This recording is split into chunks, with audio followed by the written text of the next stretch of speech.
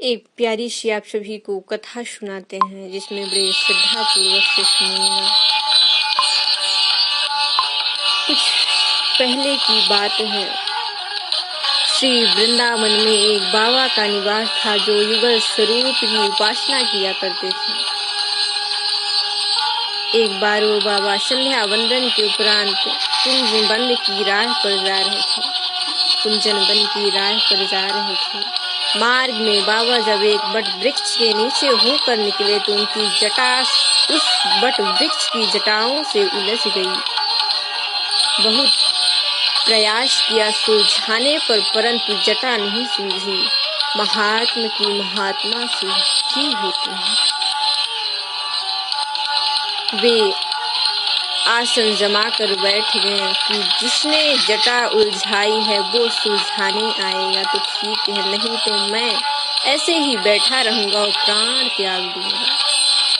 उनकी जटा ही नहीं सुलझ रही थी। बाबा को बैठे हुए 3 दिन बीत गए। एक सावला सलोना ग्वाल आया, जो 5 एवं 7 वर्ष का था। वो बालक ब्रज भाषा में बड़े दुलार से बोला कि बाबा, तुम्हारी तो जटा उलझ गई है, अरे मैं सुलझा दूं क्या? और जैसे ही वो बालक जटा सुलझाने आगे बढ़ा तो बाबा ने कहा, हाथ मत लगाना, पीछे हटो, कौन हो तुम? ग्वाल बोला, अरे हमारो जे ही धाम है, यानी गांव है। महाराज गैया चरा रही हूँ तो मैं देखूं कि बाबा की जटा उलझ गई है, तो सोची कि मैं जाऊं और उनकी जटा को सुलझा दूं। आप तो नाराज हो रहे हैं। बाबा, ना ना ना ना, दूर हट जाओ। जिससे जटा उलझानी है वही सुलझाएगा, जिसने जटा मेरी उलझाया है वही सुलझाएगा। तुम दूर हटो। ना ना ना, मैं तुमसे जटा नहीं सुलझाऊंगा। ग्वाल बोला, रे महाराज, तो जाने उलझाइए है, वाको नाम बतायो देहूं, वाहे बुला लगाए। बाबा, तू जा, नाम नहीं बताते हम। कुछ देर तक वो बालक बाबा को समझाता रहा, परंतु जब बाबा नहीं माने तो ग्वाल में से साक्षात मुरली बजाते हुए भगवान बाके बिहारी प्रकट हो गए। तब वो बाबा को समझ आ गया कि कोई साधारण मनुष्य नहीं, क्या कोई साक्षात भगवान मेरे सामने आ गए। सावरिया सरकार बोले, महात्मा, मैंने जटा उलझाई है तो लो, आ गया मैं। और जैसे ही सावरिया जटा सुलझाने आगे बढ़ी, बाबा ने कहा, हाथ मत लगाना, पीछे हटो, पहले बताओ तुम कौन से कृष्ण हो? बाबा के वचन सुनकर श्री कृष्ण सोच में पड़ गए कि अरे, कृष्ण भी क्या 10-5 हैं, मैं वही तो कृष्ण हूँ जो आज पूरे विश्व में सब मुझे जानते हैं। क्या मेरे सिवा और कोई कृष्ण है?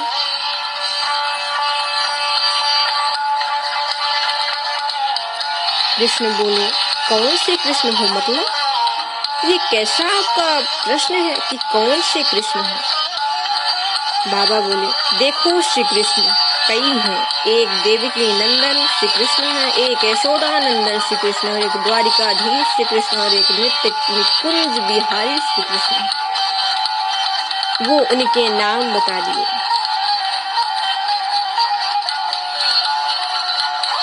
5-6 नाम बता दिए। श्री कृष्ण, आपको कौन से चाहिए? कृष्ण जी बोले कि आपको कौन सा कृष्ण चाहिए? बाबा ने बोला, मैं तो नित्य कुंज बिहारी श्री कृष्ण के परमोपासक हूँ। और श्री कृष्ण ने कहा, वही तो मैं हूँ, अब सुलझा दूं क्या?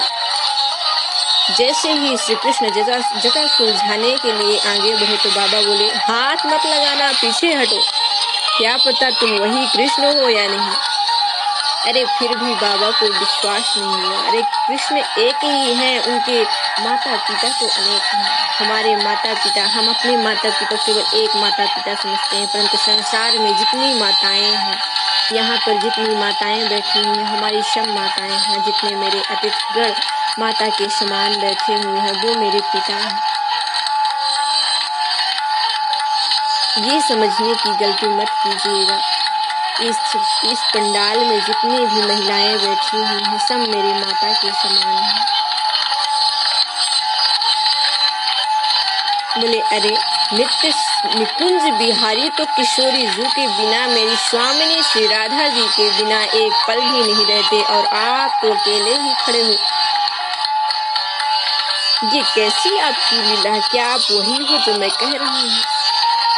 वो अपने श्री राधा रानी जी के बिना कभी नहीं रहते। बाबा के इतना कहते ही आकाश में बिजली सी चमकी और साक्षात श्री वृषभानु नंदिनी वृंदावनेश्वरी श्री राधिका रानी बाबा के समक्ष प्रकट हो गई कि अब बोलो, अब कैसी बातें हैं? क्या अब सच है? क्या अब तुम सच मान रहे हो कि मैं श्री निकुंज बिहारी हूँ और मेरे साक्षात सामने श्री राधे रानी भी आ गई है? अब बोलो, क्या अब तुम जटा सुलझा सकते हो या सुलझा सकते हो मुझसे या नहीं?